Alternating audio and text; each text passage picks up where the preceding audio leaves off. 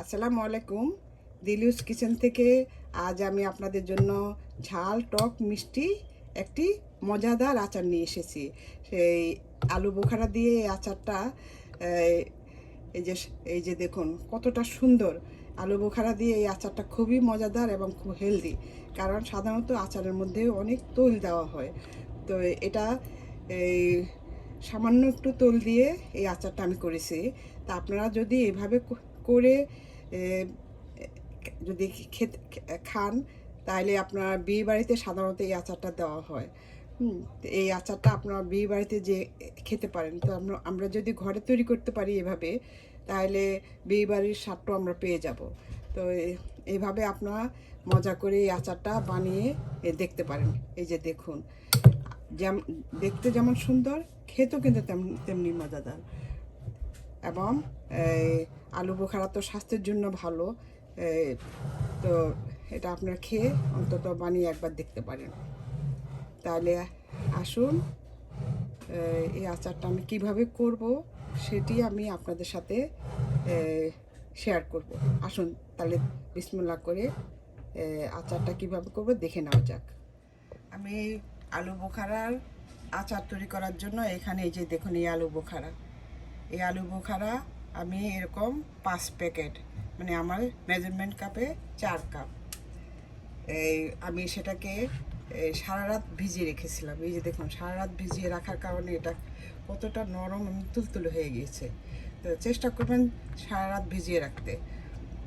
আর ভিজিয়ে ভালো করে আমি এটাকে আলু বোখারাটাকে একটু ধুয়ে তারপর ভিজাবেন, কারণ অনেক সময় আলু বোখারার মধ্যে ময়লা থাকতে পারে। তারপর এই যে একটা ছাঁকনিতে আমি এটা ছেঁকে নিয়েছি। এই যে দেখুন, একটা ছাঁকনিতে আমি ছেঁকে নিয়েছি। আর এই যে পানিটা, এটাকে আমি ফেলবো না। আর এখানে আমি এই কিছু তেঁতুল আমি আগে থেকে আমি ছেঁকে রেখেছি দেখানোর জন্য। এভাবে আমি 4-5 ঘন্টা আমি তেঁতুলটাকে এভাবে ভিজিয়ে হাত দিয়ে চটকিয়ে তারপর এই যে চালনিতে ছেঁকে, এই যে দেখুন কতটুকু বের হয়েছে। ছেঁকে তারপর এই যে একটা কাত তৈরি করে নিয়েছি। এই যে দেখুন এটার ঘনত্বটা, এইভাবে আপনারা তৈরি করে নেবেন। এই আলু বোখারার এই আচারটা খুবই মজাদার, কারণ সাধারণত বিয়ে বাড়িতে এই আলু বোখারার আচারটা দেওয়া হয়। তো আচার বলেন অথবা চাটনি বলেন, যেটাই বলেন, এটা দেওয়া হয়। তো এটা খেতে খুবই মজা, পোলাওর সাথে, বিরিয়ানির সাথে। তো আমরা যদি ঘরে এভাবে মানিয়ে ফেলতে পারি, তাহলে এই বিয়ে বাড়ির স্বাদটা আমরা ঘরে পেয়ে যাব। তাহলে আসুন, আমি এই আলু বোখারার আচারটা কীভাবে করব সেটাই আমি আপনাদেরকে দেখিয়ে দিচ্ছি। তাহলে বিসমিল্লাহ করে আরম্ভ করা যাক। এই যে আলু বোখারার জন্য আমি এখানে একটা হাঁড়ি বসিয়ে দিয়েছি। এখন আমি সামান্য সরষের তেল দেব, বেশি দিব না, খুব একটা সামান্য একটু সরষের তেল দিব, এই 1 টেবিল চামচ পরিমাণ।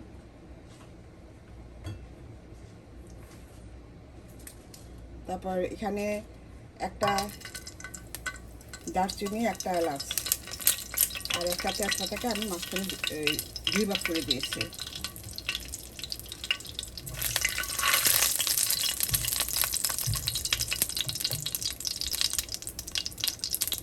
তারপর আমি এই যে 1 চা চামচ পরিমাণ এই পাঁচফোড়ন দিয়ে দিই।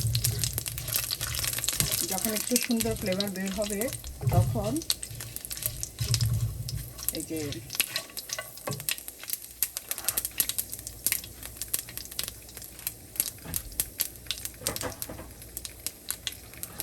আমি এখন তেঁতুলের কাপটা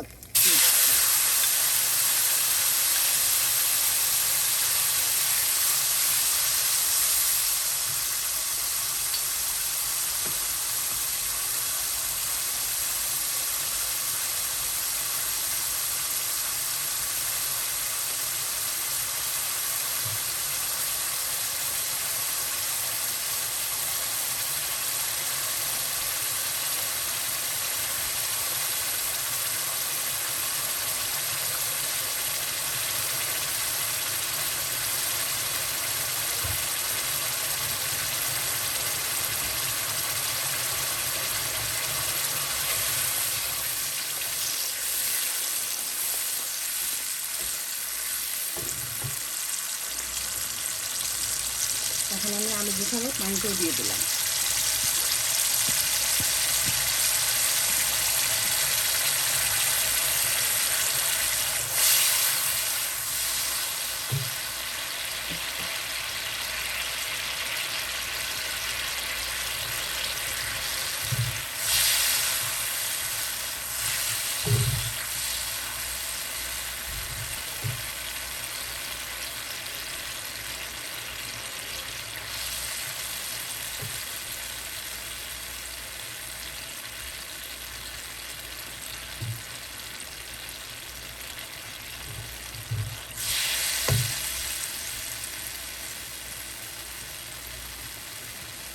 আমি বোখারটাকে দিয়ে দিচ্ছি।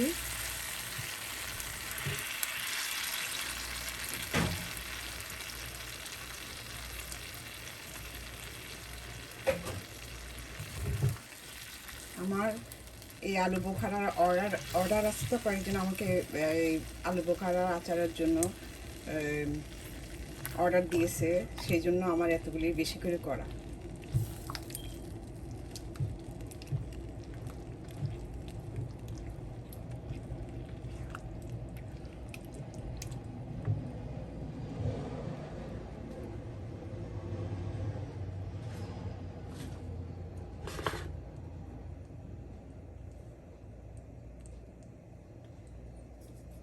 আমি 2 চামচ লবণ দিয়ে দিচ্ছি। এই লবণটা আপনাদের স্বাদ অনুযায়ী। আর এখানে কিছু এই মরিচের গুঁড়া দিয়ে দিচ্ছি 1 চামচ। এটাও আপনাদের স্বাদ অনুযায়ী, আপনারা যে যতটুকু ঝাল পছন্দ করেন ততটুকু পরিমাণে দিয়ে দিবেন।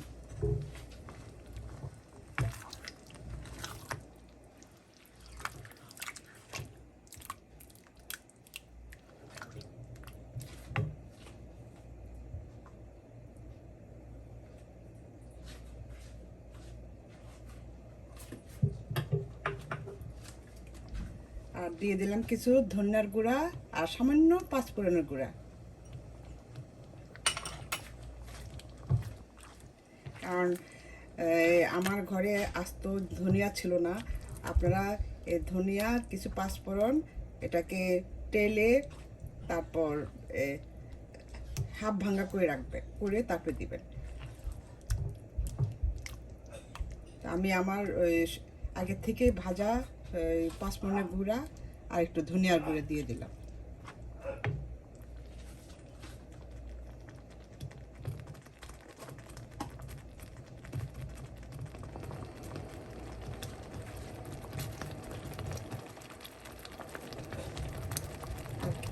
এক চা চামচ আমি চাট মশলা দিয়ে দিচ্ছি। এটা অপশনাল, আপনারা দিতে না চাইলে কোনো সমস্যা নেই, তবে দিলে একটা সুন্দর ফ্লেভার আসে।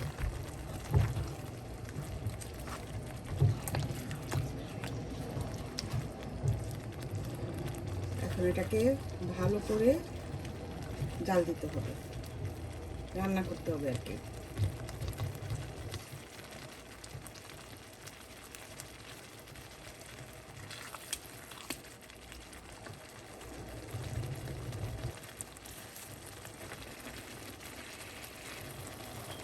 আমি আরেক চামচ লবণ দিয়ে দিচ্ছি, হাফ চামচ লবণ দিয়ে দিলাম।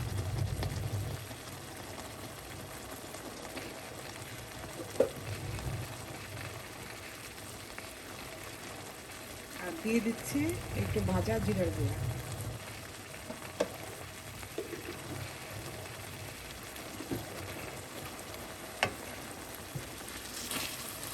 এটা খুব ঘন ঘন নাড়তে হবে যাতে লেগে না যায় নিচে।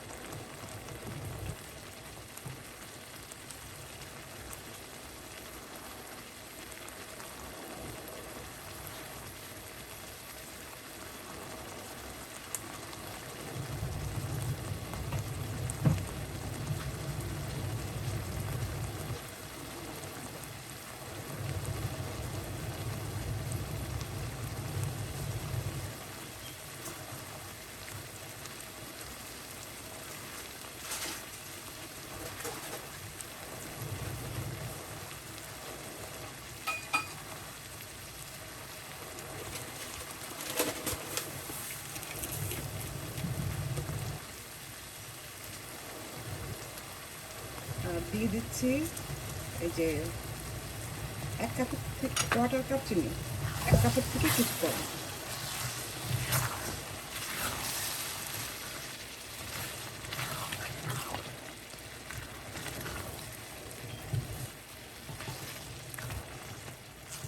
যদি চিনি আর একটু লাগে প্রয়োজন মনে হয় তাহলে আবার পরে আর একটু দেওয়া যাবে। ঝাল, টক, মিষ্টি এটা সম্পূর্ণ আপনাদের উপর নির্ভর করবে। আপনারা যে যতটুকু ঝাল খেতে চান ততটুকু পরিমাণেই দিবেন। তবে এই আমি যতটুকু দিয়েছি ততটুকুই আমার কাছে মনে হচ্ছে একদম পরিমাণ মতো। বেশি ঝালও হবে না, আবার বেশি কমও হবে না, কারণ একটু ঝাল না হলে ভালো লাগে না। আমি একটু চিলি ফ্লেক্স দিয়ে দিচ্ছি। এটা আমার ঘরে করা ভেজে তারপরে এটাকে হাফ ভাঙা করে নিয়েছি। তো সুন্দর একটা ফ্লেভার আসার জন্য আমি চিলি ফ্লেক্সটা দিয়ে দিলাম।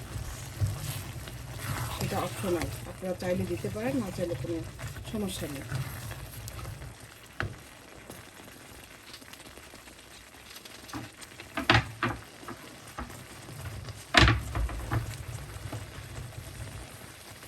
আর যদি এই আচারটাকে আপনারা অনেকদিন রাখতে চান তাহলে এই ভিনেগার দিয়ে দিবেন।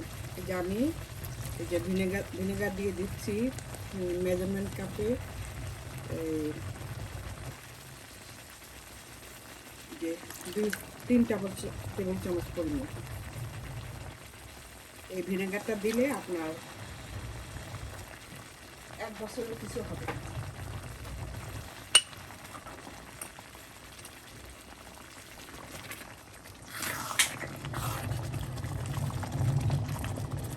আর যদি 1 সপ্তাহের জন্য খেতে চান তাহলে ভিনেগার না দিলে পারেন।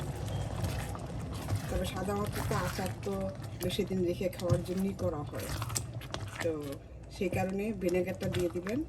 এটা অনেক দিন এটা হবে, আপনার থাকবে, ভালো থাকবে। এখন আমি একটু এগুলোকে একটু ভালোভাবে একটু করে দিচ্ছি। এই যে এইভাবে এটাকে একটু ভেঙে দিবেন।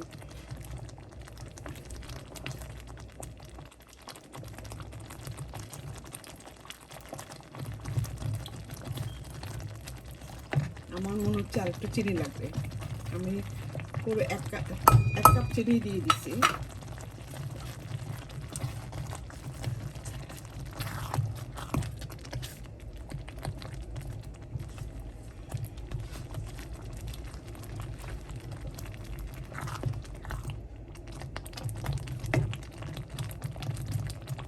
আর একটু লবণ দিয়ে দিচ্ছি।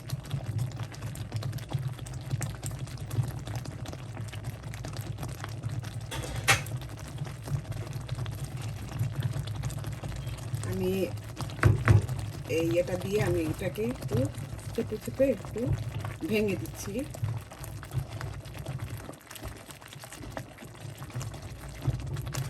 বেশি ভাঙতে হবে না, একটু একটু ভাঙলে চলবে।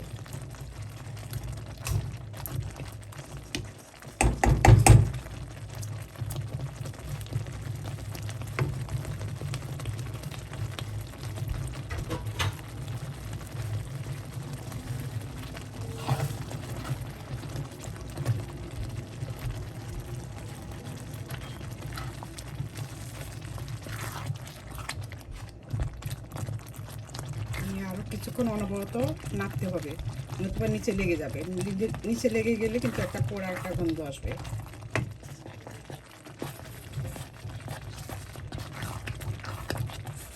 এই যে দেখুন আমার আচারটা এই কালারটা কত সুন্দর এসেছে।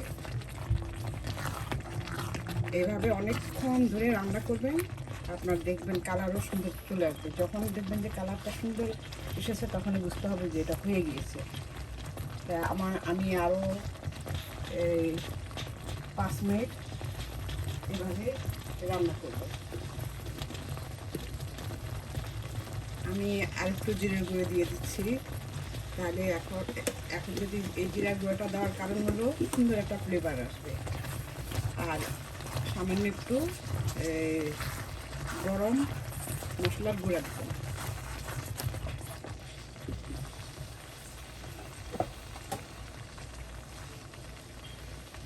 এই যে সামান্য একটু সামান্য 2 চিমটি আমি গরম মশলা গুঁড়ো দিয়েছি।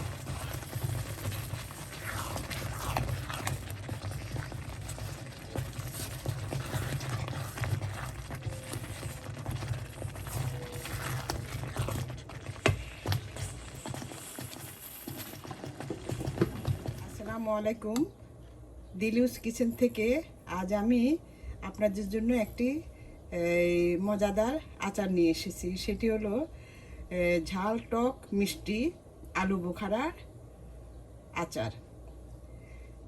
তো এই আচারটা সাধারণত বিয়ে বাড়িতে এই এই আচারটা দেওয়া হয়। তো আমরা যদি এই আচার ঘরে বসে তৈরি করতে পারি তাহলে বিয়ে বাড়ির স্বাদটা আমরা ঘরে পেয়ে যাব। তো এভাবে আপনারা আমার রেসিপিটা ফলো করবেন এবং পুরো রেসিপিটা দেখবেন, তারপর এই আচারটা তৈরি করবেন। এটা আসলে খুবই মজাদার এবং স্বাস্থ্যসম্মত, কারণ অল্প তেল দিয়ে, সাধারণত আচার তো বেশি তেলের মধ্যে আচারটা করতে হয়, কিন্তু এটা সামান্য একটু তেল দিয়ে আমি এই আচারটা করেছি। এই যে দেখুন, এটা কালারটাও কত সুন্দর আসছে।